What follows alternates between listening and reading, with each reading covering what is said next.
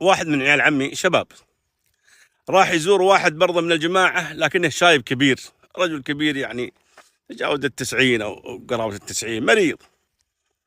فزاره زيارة مريض وأخذ يتلطف معه ويعني يضاحكه ويسمع يعني من الكلام الجميل وكذا.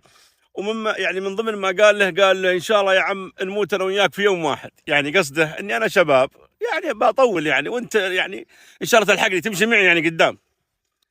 اللي صار سبحان الله مات الشايب بعدها بأسابيع، ومات هذا الولد الشباب رحمهم الله جميعا في يوم واحد. والله أن صلينا على الشايب الظهر وصلينا على الشباب هذا العصر ودفناهم في قبرين متجاورين. لا إله إلا الله. البلاء موكل بالمنطق. قالت امرأة فرعون قرة عين لي ولك، فقال أما لك فنعم، أما لي فلا حاجة لي به. يقول النبي صلى الله عليه وسلم والذي أحلف به لو قال قرة عين لي لهداه الله، أو كما قال النبي صلى الله عليه وسلم البلاء موكل بالمنطق. يتضجر أحدهم من ضيق العيش وكثرة الديون، فيقول شكلي أنا بعيش عمري كله فقير وموت مديون.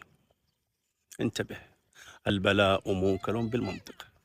تتضجر إحداهن من تأخر الخاطب أو تأخر الزواج، تقول شكلي أنا بعنس، شكلي بموت وأنا ما تزوجت، شكلي بموت وأنا ما سمعت كلمة يا ماما. البلاء موكل بالمنطق. دخل النبي صلى الله عليه وسلم على شيخ كبير مريض محموم، فقال له لا بأس طهور إن شاء الله. قال بل هي حمى تفور على الشيخ الكبير تورده القبور. قال فنعم إذن البلاء موكل بالمنطق. ما خرج النبي صلى الله عليه وسلم حتى مات ذلك الرجل.